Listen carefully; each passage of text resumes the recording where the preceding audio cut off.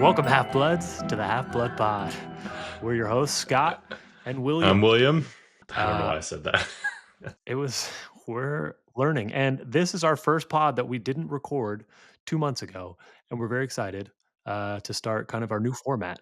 And William, we're going to start with what we've titled our Quibbler Quickie. And can you introduce to us what that segment is and what we're going to talk about today? Yeah, well, we have an interminably long wait until we get to the HBO show, which we are absurdly excited about.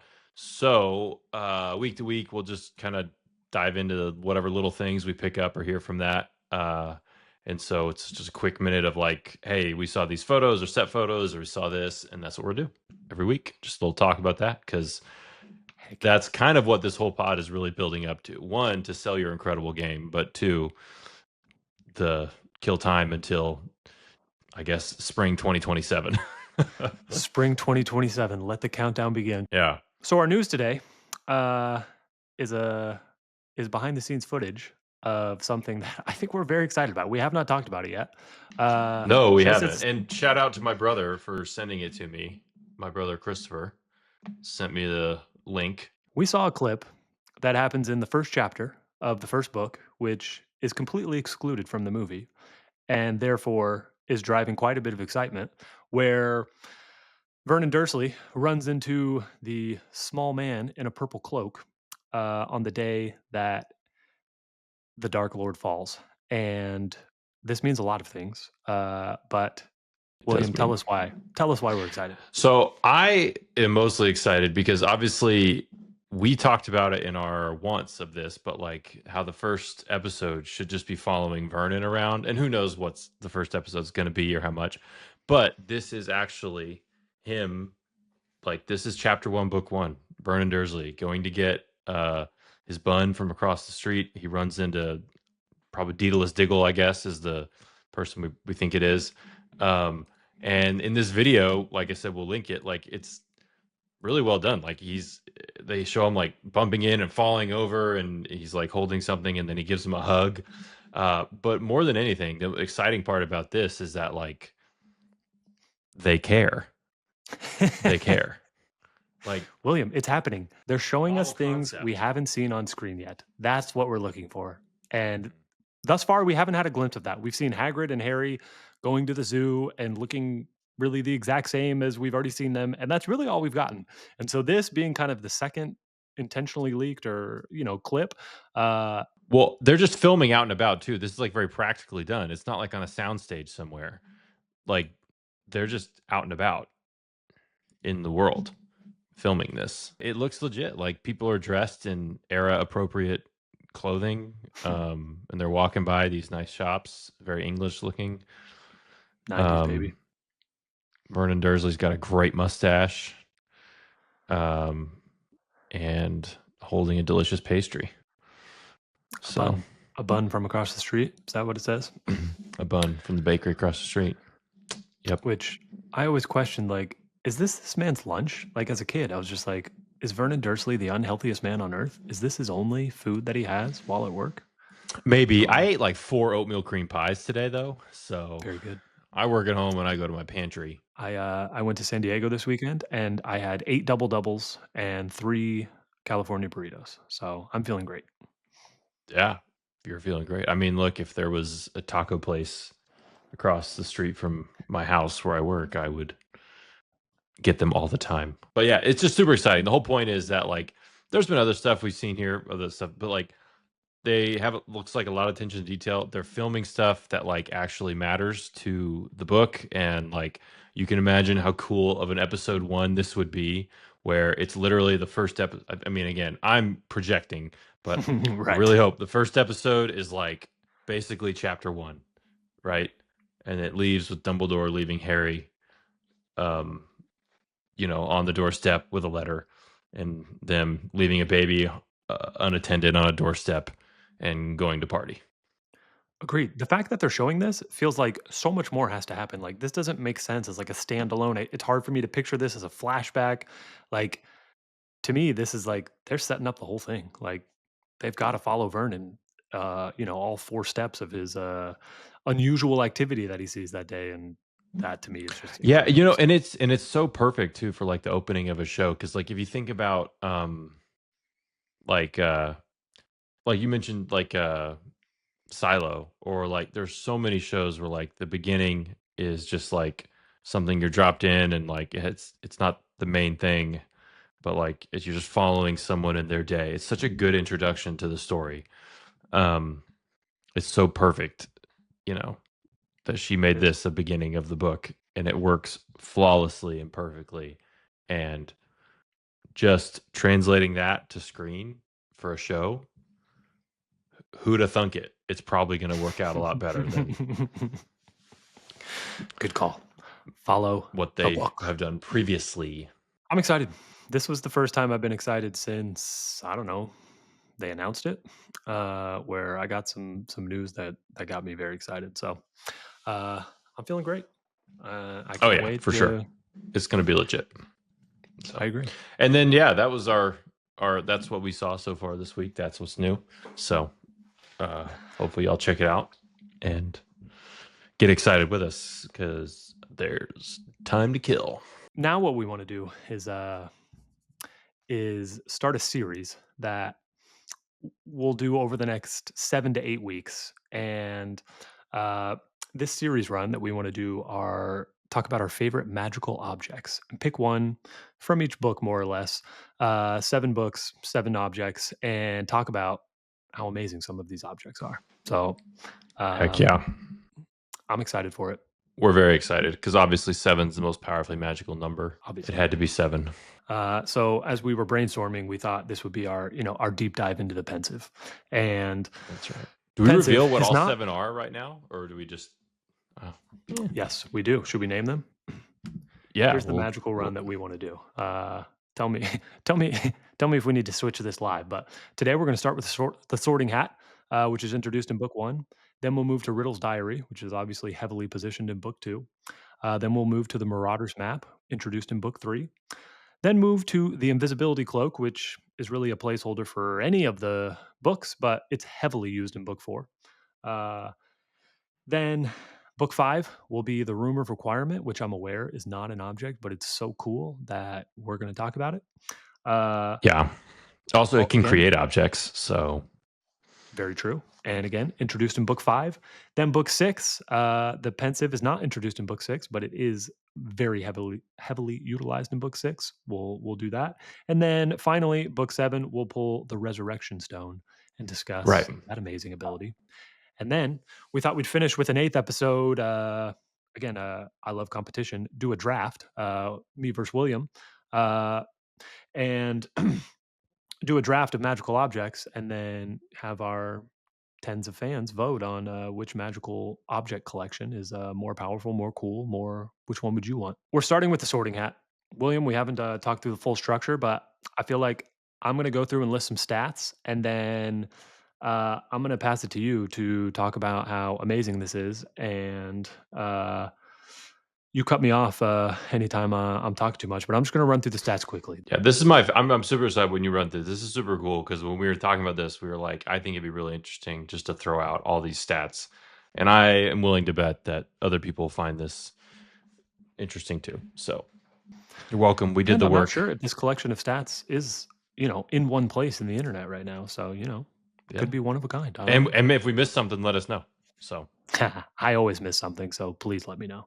Um, so I feel like I'm stealing this from the rewatchables and Bill Simmons, where he's got his categories that he lists every single time and he run through them. well, And he is the Podfather. he is the Podfather, and I have listened to him for many, many, many hours.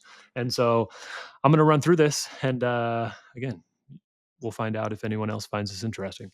So we're going to start with how many references there are in the 7 books for the Sorting Hat. There is 57, which I thought was a little light, but that's how many times the Sorting Hat is referenced. Its first mention is, of course, in its titular chapter. I don't know if I said that right, but it felt exciting.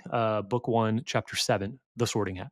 Um, the most mentions that it has, the mode, if you will, for stat people out there, uh, is actually a tie. It's book 2, chapter 17, when of course Harry is using the Sorting Hat to fight uh, the heir of Slytherin, as well as book 5, chapter 11, where Harry witnesses really only his second sorting. Um, and those are both mentioned 7 times in that chapter. Uh, I think this is cool. The last mention of the Sorting Hat is in book 7, epilogue. And so, Sorting Hat is an early companion of Harry and a very late, you know, a very late idea of Harry's as well. We get to witness 3 songs. I feel like that's a trivia question that I want to have on the next game is name 3 reasons why Harry was missed the Sorting Hat song. And yeah, I feel like J.K. Rowling just didn't want to write 6 songs, and that feels like a lot. Oh, So for sure. For sure. made some reasons to not have those songs. Um, and those are the early stats. Then what we have from here, William, are some bigger topics. Those are like the new. Oh, I guess I've got one more numerical stat. Students we witness sorted. Uh, we get 42 who says their name, then says which house they go into. Obviously, we know many more who get sorted, and they also allude to Sirius, Crab, Goyle, and Ginny getting sorted, but we don't actually see it. So we get to see 42 different sortings, which could be like a level 10 question on my game. Name 42 students that we actually see sorted. But we're not ready for level 10 yet. And I think that's beyond level 7. Uh, so I'm going to pause there, William. The rest of the stats we have are like the creator and the inventor, the powers, the objects that have been pulled from it.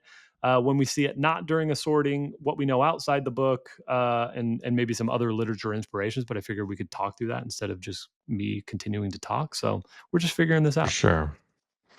Yeah, so the sorting hat is super cool. I mean, especially because everyone's introduction into it is very early on in the whole story.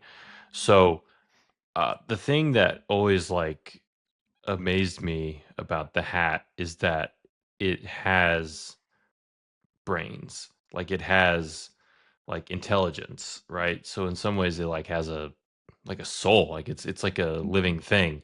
Kind of like in the same way portraits are. And they don't obviously explain like how do these objects have intelligence. But I will quote from the uh the song from uh the 1994 Sorting Hat song. Um 'Twas Gryffindor who found the way. He whipped me off his head. The founders put some brains in me so I could choose instead. So it was Gryffindor's idea. They all worked together to infuse their knowledge and their intelligence into this magical object. Which I've got to say, this is probably like one of the most impressive magical objects in the entire canon, right? I mean, like it's a hat, you Yes. put it on, and it can like read your mind. It's like kind of it's like the opposite of a Horcrux, right? Like it's like the good part of your soul. Like it can like see into you and like interact with you and like See the read best in you. you, yeah, and see the best in you and or the worst, right? And put you in where you belong. Um, and I don't know, it's just super cool. So it's created by all the founders, and it has the rip through. This is something I want to talk about. So like the rip in the hat. This is another one of the scenes in the movies that I just hate. It's like shouting it out for the whole world to hear.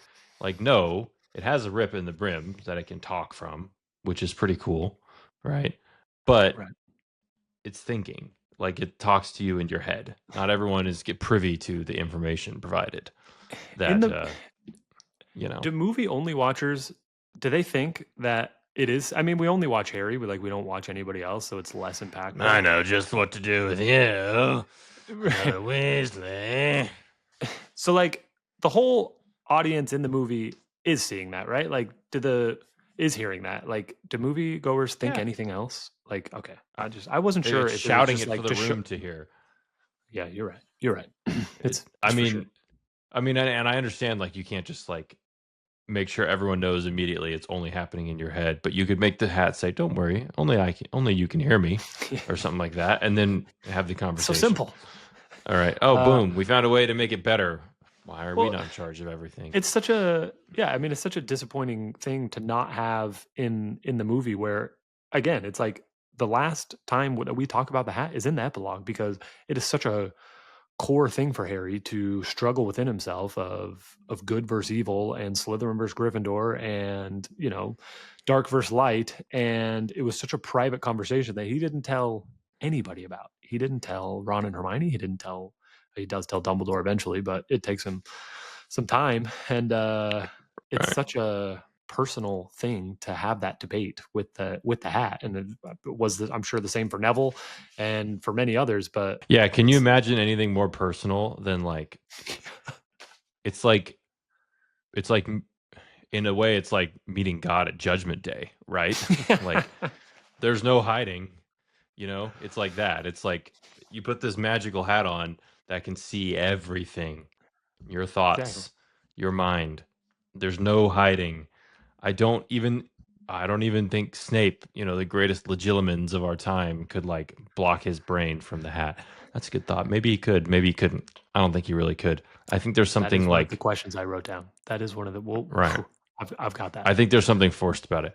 But so yeah, obviously the intelligence of a hat containing like basically the essence of the four greatest witches and wizards of the day, that's insane. And then also it can cause objects to travel through space and time. So going through, yes, the other subjects that we wrote down again, I think you've covered who the creator and inventor was, and I feel like Godric gets most of the credit here. Yeah, the other people put brains into it, but like Godric is the freaking man here. Well, I know he is. It was his idea, right? But they all had to like contribute so Right, that it would choose the right person for their house, right? That's the right. thought there, right? You know, It's like I Slytherin's don't know. like, make sure you find me all the conniving d bags. Um, anyone that wants to stab their friends. Yep, you're right for me. Hufflepuffs. Well, I just love everybody. Just work hard. Freaking Hufflepuff. I try to be a proud Hufflepuff, but sometimes it's hard. Uh, Again, you talk through the powers. Objects pulled from it. Sword of Gryffindor was pulled out 2 times. Once by Harry, once by Neville, both in dramatic fashion while fighting the heir of Slytherin. Um, I mean, this is one of the questions that I wrote down. Is can you pull other objects from the Sorting Hat?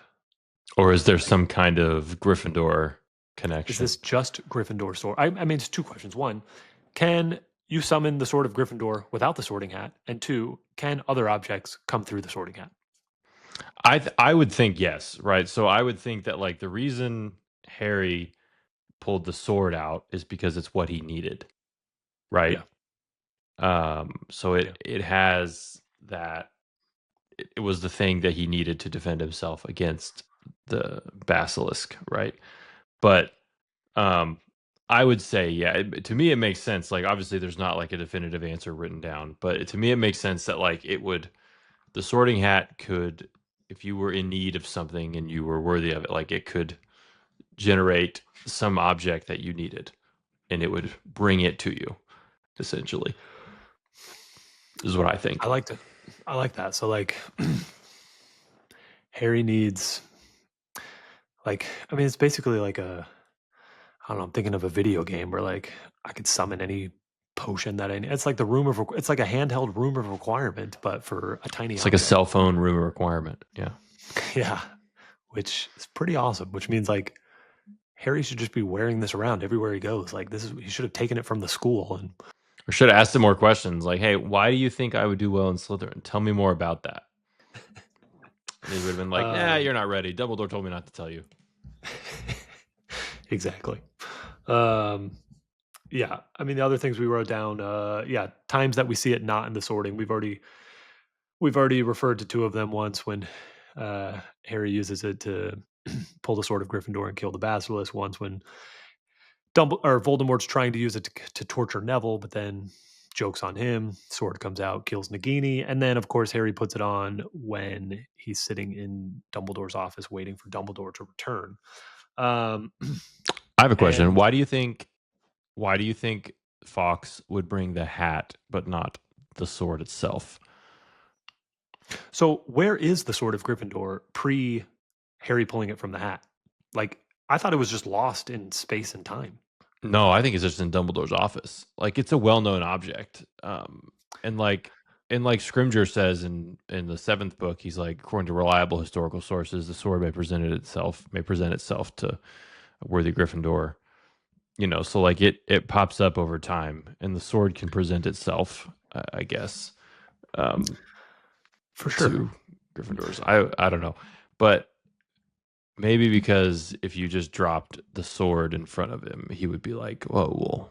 But Voldemort would have been like more concerned. But if you just dropped the hat, he's like, oh, "What are you gonna do with that?" I Element of I feel like surprise. I feel like it wasn't in Dumbledore's office. I feel like, yeah, I don't know if it was lost for like centuries and centuries, but I feel like, I don't know. Dumbledore keeps it afterwards, but I feel like it wasn't there. I don't know, and that's why I didn't bring it. Like it was off. I don't know, the last Gryffindor who needed it. I don't know, or maybe some goblin had it. I don't know. Bleep that out, Cassie. We don't want to say that word. Makes it sound worse if you bleep it out because it's I not that know. bad of a word. Nobody, yeah, nobody thought on the They're gonna first think you episode. said like they're gonna something you said way worse if you Exactly, bleep that out. exactly. No, but like okay, like maybe it was gone or something. I don't know, maybe because like Voldemort would have like coveted it big time if it was just sitting in the headmaster's office. But True. I don't Yeah, know. it says he never found a relic of Gryffindor, which Or means maybe it I mean, could. but also it could be that like the headmaster was like I mean, it wouldn't be ridiculous to think that like the Hogwarts school owned one of like a Agreed. relic from a founder and that it was kept in the office of the headmaster. Like Agreed. that wouldn't be Which is like what happens for the next 5 years. right. And I assume like forever, right? Right. Like I mean, what better place to keep it than like the headmaster's office. It's true. Well, Which especially again, if he's a even Gryffindor. Voldemort, he could not have stolen it either. Even if he knew it existed, he couldn't have stolen it. Um, I don't think. Was Um, Armando Dippet a Gryffindor? yeah, they never say. Actually, I Mm, guess, but he's not worthy. he's a sucker. He was a sucker. There's a couple things we learned outside the 7 books. We learned from J.K. Rowling what a hat stall is. A hat stall is when the Sorting Hat takes longer than 5 minutes to decide which house someone should go into. The only known hat stalls that she lists are Minerva McGonagall between Gryffindor and Ravenclaw, and also Peter Pettigrew between Gryffindor and Slytherin. And the Sorting Hat says he's never wrong, but is he wrong about Pettigrew? No, I don't think so because it's like, I mean, so I mean, like Dumbledore says, like it's our choices that determine who we are much more than our abilities, right? So Pettigrew had the potential in front of him, and he failed. The hat's not a fortune teller. It's the hat is reading your abilities, and he had those abilities. He completely failed and is a cowardly loser. But with some better choices, maybe he could have been better. What J.K. Rowling says is that the Sorting Hat states that Pettigrew died in a courageous way, as evidence that the Sorting Hat was right. Did he die in a courageous way? I feel like he died in a cowardly way, where he was again, going against his current master. But it's whatever. Yeah. Well, like I said, everyone has those things in them. It's just like, you know, you know, make choices, and he made a bunch of bad ones.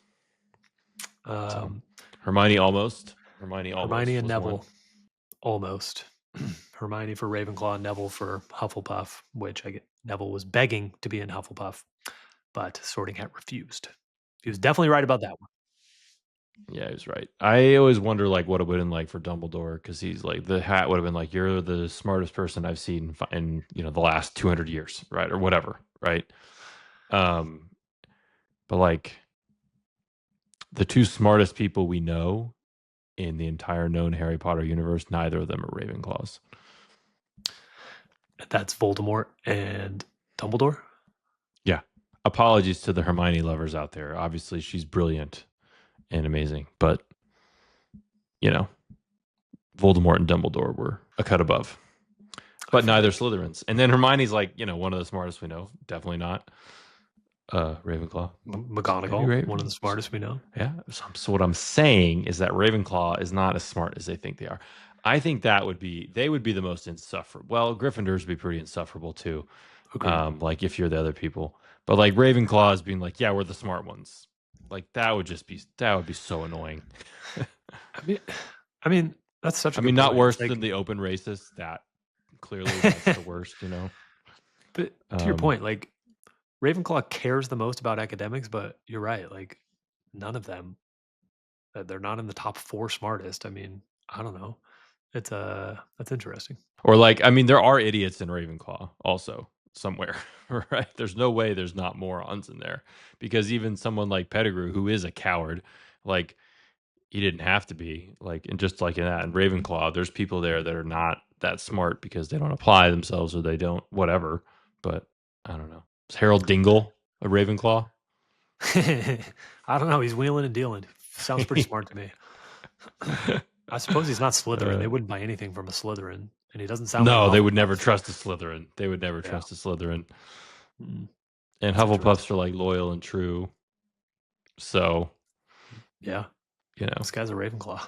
I like that. Dingle's a Ravenclaw. Got him. Process of elimination. Uh, the last category we have is other literature inspiration, and obviously, like sorting into families is like a boarding school thing, or just uh, not unique to Harry Potter. But I couldn't think of like an object like the sorting hat, and I'm sure there are, but I didn't have one off the top of my head that was, or even with a little bit of research of like a sorting hat type object in any other literature. Yeah, I'm not aware of any. So I don't know. I mean, it's a pretty original idea. I mean, there's the different houses things like the boarding school idea. That's definitely a thing. I like the Ilvermorny way of doing things that like they Remind have. us how they do that. That so I'll go ahead and start this now. We need the Ilvermorny movie. That would be amazing. That whole story. But like because they all based it off of Hogwarts, so they had the four houses, and then they like stand there, and then like get their wand, and then like there was like a big thing on the wall, and like the different one of the four houses like picks, and like one of them moves. So like the Thunderbird will like flap its wings or whatever, and you're like, hey, you were chosen by Thunderbird, right? And then like one of them's like Puckwudgie, you were chosen by that. And if all four pick, then you get to pick, right? Or if multiple pick, you pick which one you go to. That's cool. So like that's pretty cool. I guess it just kind of reads your aura. It doesn't have an inner monologue where it's talking to you. So it just like reads your aura and be like, I'm getting a Wampus vibe. You're at it. That's very similar. I was reading what J.K. Rowling, like her thought process of getting to the Sorting Hat, and I feel like that was one of her ideas. Was like the four Hmm. statues were there, and the statues would move or act. So I guess it was her second best idea, which she uh, she kept. That's cool.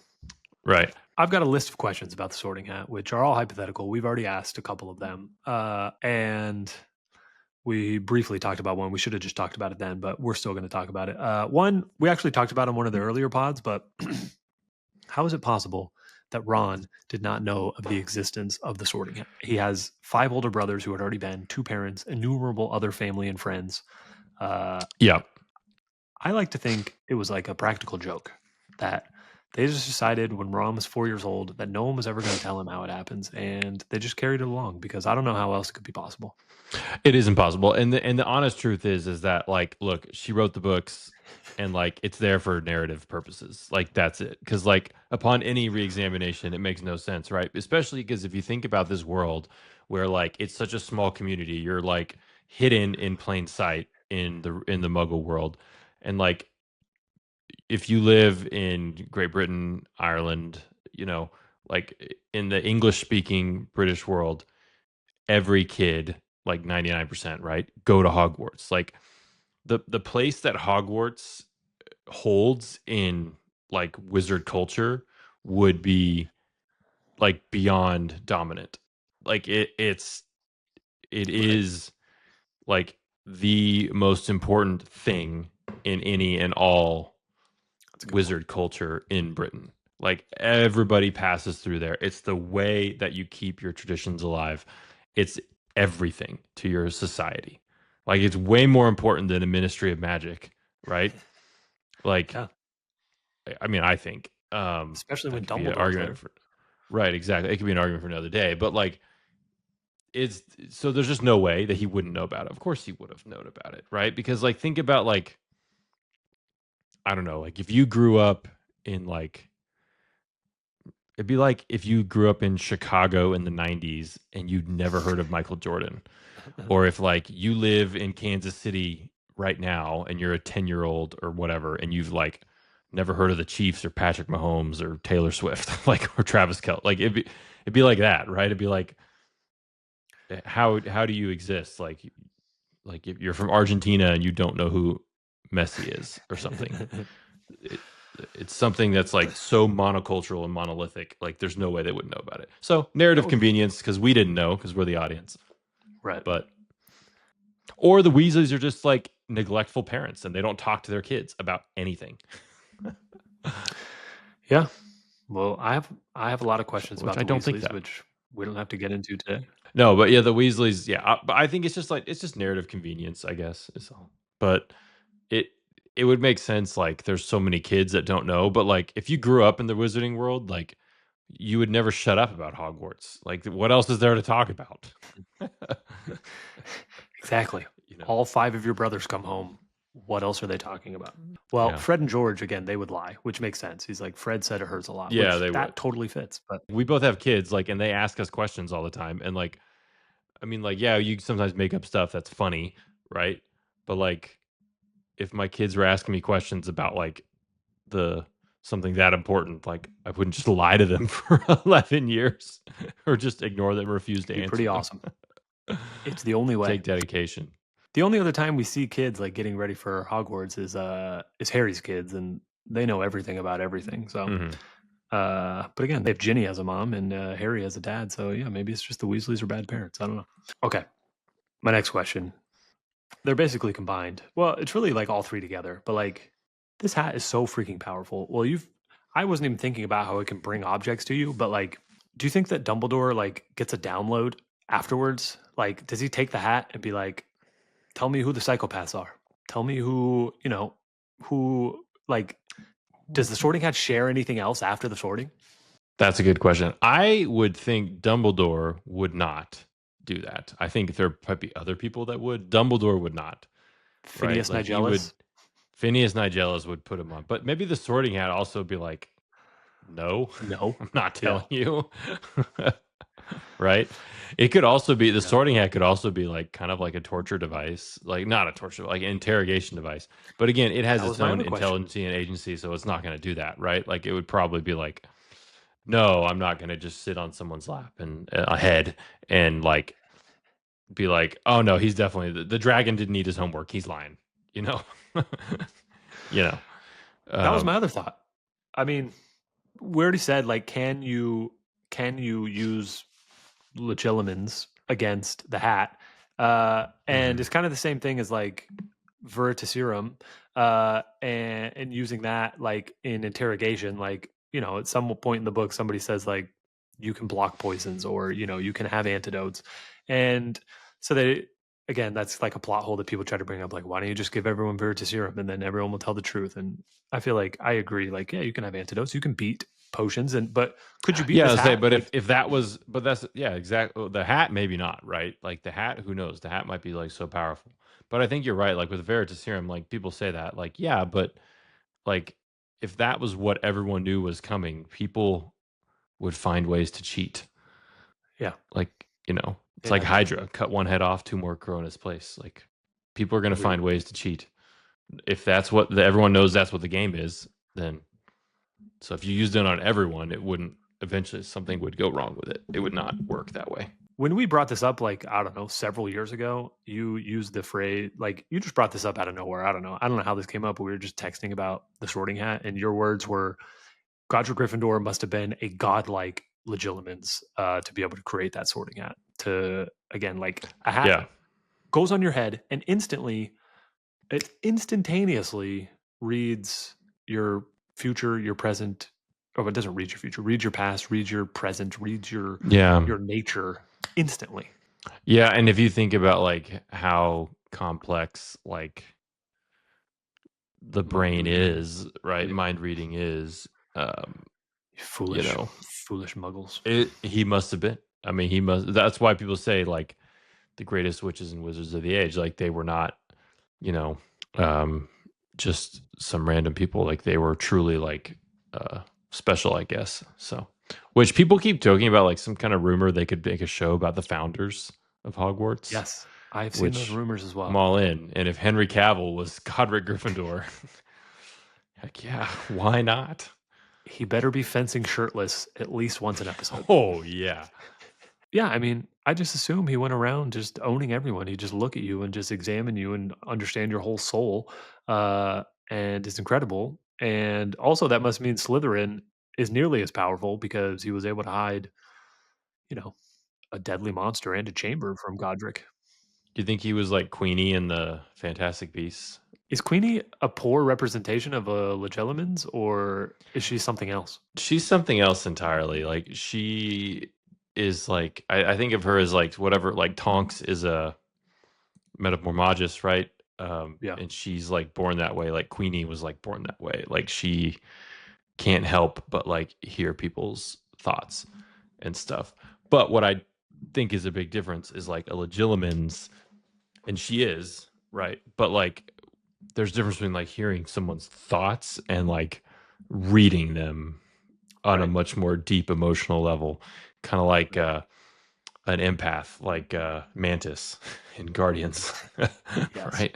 That's what the Sorting Hat is doing. It's reading your thoughts, your mind, and like your feelings and your entire soul. It's true. We should have a Fourth Wing specialist come on and teach us about the different kind of mind readers in Fourth Wing. I don't know what that is. Surely Brianna's read Fourth Wing. No. We'll find out after this. I don't believe you. She's read it. She's Whoa, definitely read it. whoa. Is this like one of those dirty girl books?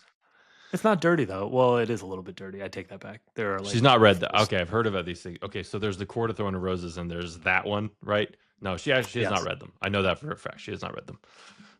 But there's people we know that have. They're very popular. Well, Cassie's read, so she can be our expert. Actually, I've read them There too, you go. and I enjoy them, despite people saying that they're poorly written and copying a whole bunch of other books. But I haven't read those other books, and Yeah, well, I like it. what isn't? I mean, Exactly. um, that's what I got on the Sorting Hat. What else? What else are we missing, William? I don't know. I mean, it's easily one of the coolest objects in all of wizardom. Um, and I think like its value is like insane, right? Like in like the Yeah. like there must be like things they have to do to take care of it and like make sure it's like alive and well and not gonna disappear. Um, its its place in the wizard society is like it goes like every kid that goes through has put it on and decided it is a massive place to play. And again, you really opened my eyes to this. Like Sorting Hat was always cool, but when you just talked about like the amount of magic and skill that Godric and the 4 founders must have had, Hmm. you enlightened me. Yeah, because it's like more than like it's more than like a portrait, like it has like way more to it than that. A portrait doesn't have to read your thoughts and mind. It's just basically like a large language model. Yes, A that portrait gets is. repetitive. Uh, but yeah, very cool. All right, that's Sorting Hat. Next week we'll do Riddle's Diary, and I'm excited for that one too. Heck yeah. Okay, well now we're still working on our catchphrases, but now we'll board the Hogwarts Express and move on to our next slightly smaller subject, uh, which I'll introduce to us, which I'm very, very, very excited for. Yeah, you should be. This is the perfect cross section of who you are as a human being. I told William I might be, I'm probably not, but this is the first time I feel like I can put myself into consideration. I might be the most qualified person on earth to have this conversation. It's not a might, you are. I'd like to find the others who also feel qualified. William and I, we love basketball, and we we have been sucked into the goat debates as many others have, and instead of what do you got? Is that Timmy? Go Spurs, go! We know we already know that Timmy is better than Kobe, and we already know Facts. that we know that MJ is greater than LeBron. That's not a goat debate. Facts. That's foolishness. MJ's number one. I feel like the real goat debate uh, is who really owned the '90s. Who's the real goat, Harry or MJ?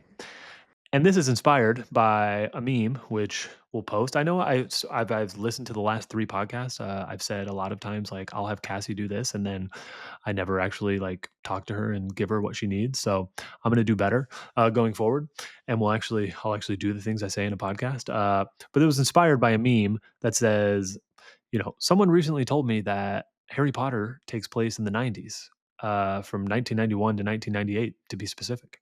And then the meme goes on to say, that's impossible because at no point during the books does anyone say, hey, how about those Bulls having some kind of run, huh? Uh, which is comical, but also not accurate because in the very first book, Harry is learning how to play Quidditch, and he's like learning, throw a ball through a hoop. And he's like, oh, like basketball. And Oliver Wood, a sports nut by all consideration, says, what's basketball? So I actually don't think anyone at Hogwarts would lean over and say, how about those Bulls, especially across the pond?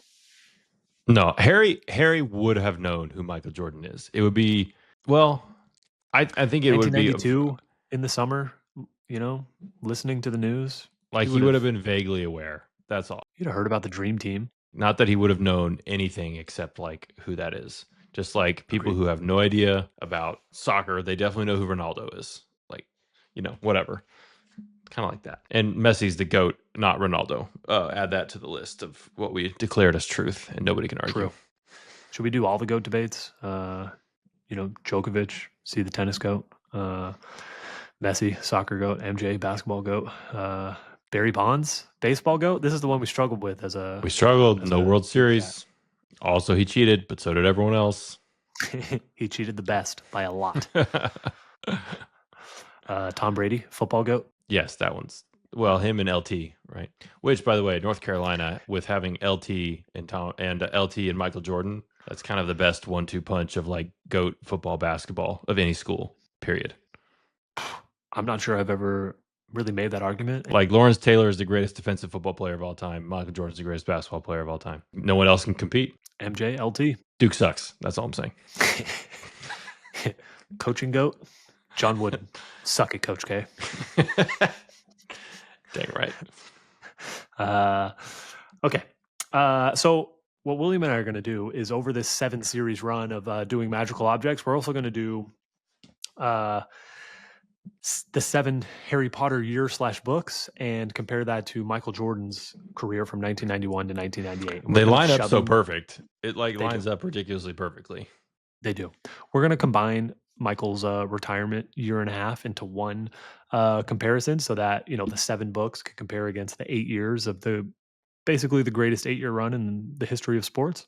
And we're going to start with 1991, which again is book 1, and then Michael Jordan's first championship season, 1991, and debate who had a better year. And then at the end of it, after we've done all 7 years and 7 books, have a final debate on who's the real GOAT, Harry or MJ, who won the '90s. Right. I've been talking a lot, so William, do you want to take us through Harry's book 1 resume of why he should be considered the GOAT? So we have the on the court / on the pitch kind of thing going on here. Harry, book 1, his house points that year was a total of +8. Not as much as you'd think. Okay. So only True. +8 house points in total. He lost a lot of points. He gained a lot of points, but in the end, he was a +8. Okay. He came in clutch. He was clutch, but also he dug them a hole. Okay. It's throwing 2 picks early in the first half, but then a miracle Hail Mary at the buzzer, and nobody remembers the 2 picks. Exactly. Okay. So yes, he's a house champion first time, right? And +8 in the house points, 2-0 in Quidditch. Okay. Now, he also defeated Voldemort, so he didn't get to finish Quidditch. Okay. And they were Still a steamrolled, negative. which I have Still a more negative. questions about that. Like, you know, they make it sound like they just played without a seeker. Which Like, I've recently been reading Quidditch Through the Ages. Only a seeker can touch the snitch. So yeah, who their played? plan was just like, we gotta get our chasers got to score a lot. No, We got to do 160 to 0 shutout. so yeah, so like Harry was, he got the house points, got a championship, he won some in Quidditch. Now, I think the biggest thing for Harry in book in the first year is that, like, I guess I don't know if you count it, but like finding out you're a wizard, right? Yes. Great year, right? Finding out, hey, my abusive aunt and uncle, I don't have to live with them anymore. It's Big pretty deal. big. So It is. that's kind of his like resume for the first year, is like finding out you're a wizard, defeating Voldemort, house champion, 2-0 in Quidditch. But, hey, look, the best ability is availability, and he wasn't available for the Quidditch final. Okay. Exactly. So Exactly. Um, yeah, and to put into context, this house win.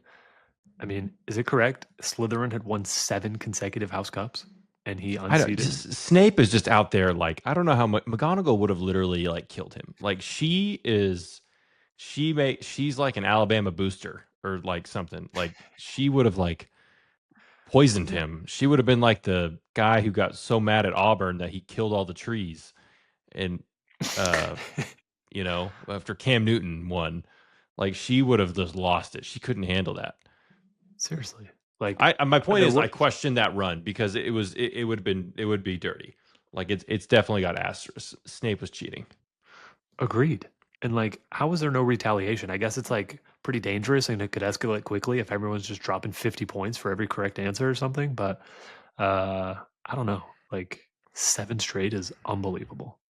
It is unbelievable. Snape has no honor. I don't That's a trust. fact. So yeah, that's Harry's year. Let's hear about MJ. Michael Jordan up to this point was known as a guy who could only score.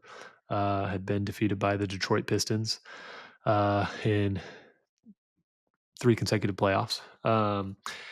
And this year he proved all the haters wrong. He proved that you can be the highest scorer in the league and win a championship by averaging 31 and a half points a game, uh, winning his second regular season MVP, and really dismantling both the Detroit Pistons, sweeping them 4-0 and ending their run as a relevant team for almost 2 decades. I mean, they came back in, early 2000s, but they were irrelevant for the rest of the 90s. And also did the same thing to the Los Angeles Lakers, where at this time Magic Johnson is probably widely considered, besides maybe Bill Russell, Kareem. Uh, Smushed him. yes, he destroyed Magic Johnson, and beat him 4-1 in the finals, really taking the torch as the greatest player in the NBA. So um, did an incredible job there. Set some records that some might not be aware of, but he is the only player in NBA history to average 30 points and 10 assists in the NBA Finals. So What? You mean not even? I mean, LeBron, with all the times he lost, he not had a lot of even opportunity going through the cake East for so many years. not even stat Pathetic. padding LeBron, who let's let's roll back some of the assists that he's getting credit for. The East was the G Uh, League for half the time he was there. That's correct. Even LeBron never averaged 30 and 10 in an NBA Finals. And also his notoriety continued to grow. He filmed the Like Mike Gatorade commercial, growing his stature and fame, and also had his second son. Mhm. So pretty exciting for him. It was Marcus, who is the son who went on to date Scottie Pippen's mom. So it's kind of hilarious. But Wait, that's Scottie Pippen's mom, right? I thought it was ex-wife. It was Scottie oh, Pippen's sorry, yeah, ex-wife. ex-wife. That's my bad. Thank you. I Mom was would like, be Scottie, even more funny. some old lady in Arkansas. I don't think it's Scottie Pippen's mom. Hand up. That's my bad. Uh, So really, we're talking like finding out that your sucky life is not the sucky life that you're going to live going forward versus vanquishing every demon sports wise that you have while experiencing childbirth, through your beloved wife. So honestly, I think this year's pretty close. I think it is. So I don't know. Do we say what we think for this one, or are I we think gonna? so. I Yeah. think we should. So if I'm looking at it, I would say. So I forgot to mention Harry also found out he's filthy rich. Okay. Yes. But he's probably still not as rich as Jordan. Like on relative True. terms, like he's probably not as rich as Jordan is. True. But he's no longer a poor orphan. Like he's got money, and he got an invisibility cloak, which It's pretty he sick. doesn't really know what that means, other than it's a cool toy at this moment. Uh, True. but in my opinion, I would give the edge to MJ for this year, um, because vanquishing like Harry was brand new to all this, right? Like he hadn't taken a bunch, like his whole life had been one big L, but like it's all he knew.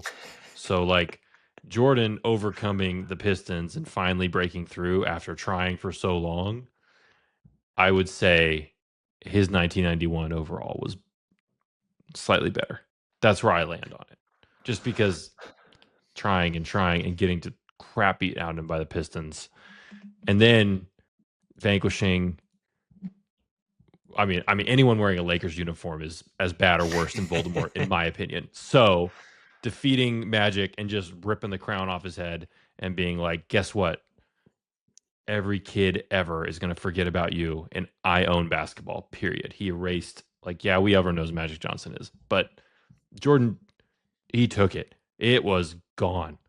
Never gave it back.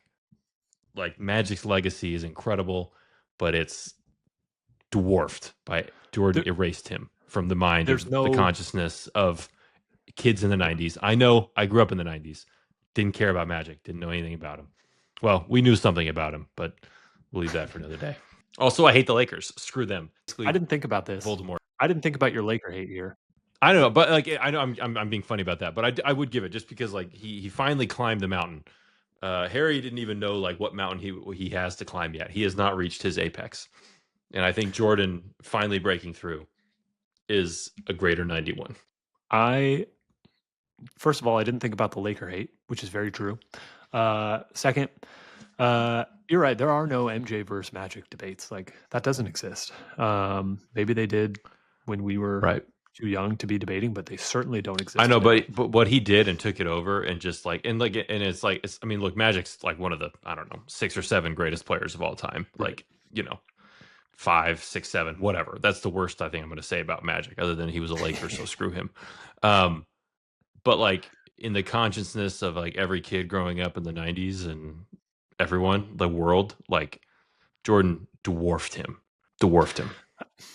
I mean, I was leaning Harry, and I feel like I still need to defend Harry so that we're on opposite sides. But in reality, like MJ vanquished two of his Voldemorts. He vanquished Isaiah Thomas and the Pistons, and he also Mhm, vanquished Magic and the Lakers. Uh, mhm. and I feel like I'm at if I'm like giving myself 51-49. Like I just think like overcoming like the ecstasy that Jordan felt, right, finally getting it done right, would be a little edge over what Harry did, you know. you're right. This is again, obviously, we're going to talk about 1998, Book Seven, and those I thought were Showdown for the more ages. similar endings. But you're right, how like this is vanquishing for MJ is more like Book Seven Harry. To your point, like he's been climbing up this mountain and he finally defeated it. Harry hasn't been climbing up any Mhm. mountain. Harry's been going downhill and now he realizes he gets to go uphill, but he's still at the bottom of the mountain.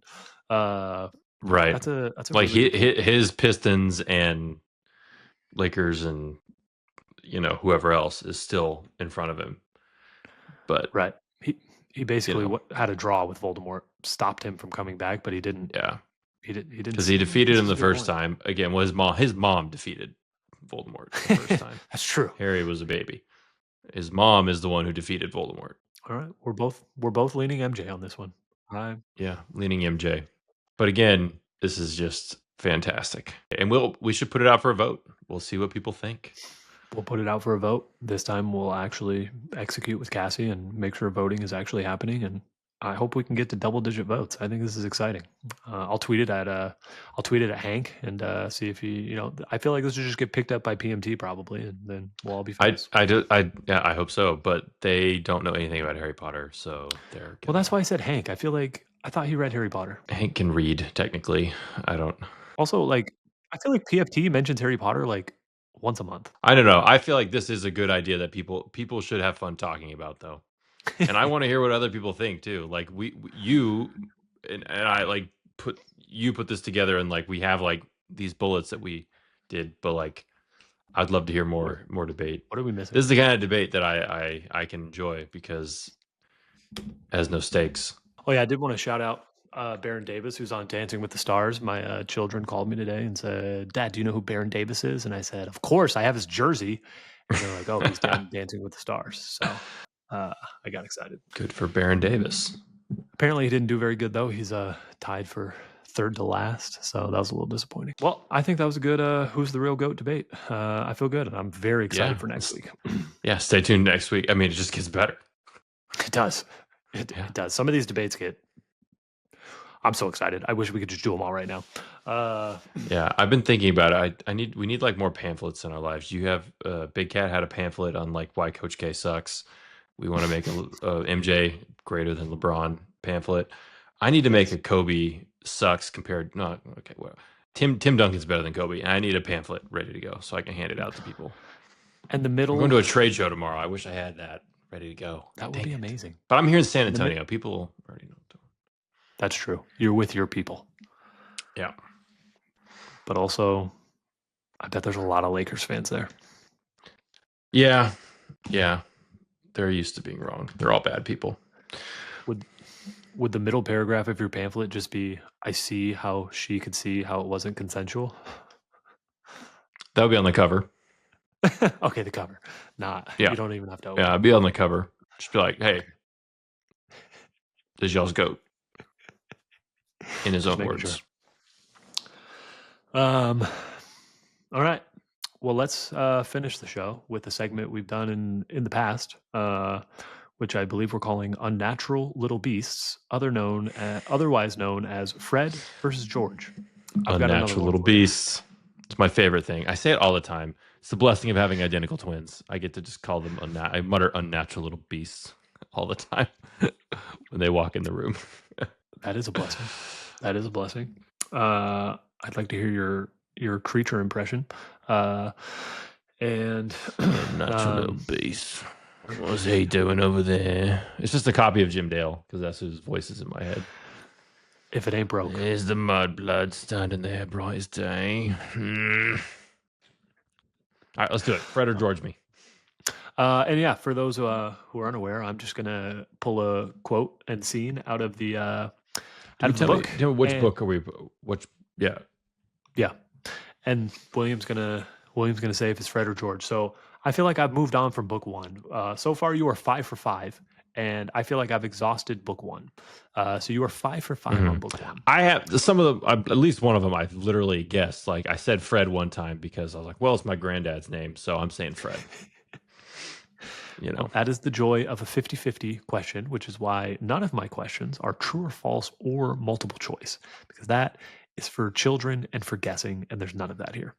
But this is just a fun segment, not Ultimate Harry Potter Trivia, which is now available. I know in the last couple pods I said if I say it's available, it's a lie, but it is available, and thank you for all those who have already purchased. And we're closing in on like 100 sales, and I've got 2 in my house. I don't have it in this room because it's off with a kid somewhere, but love them. They're amazing. Thank you, William.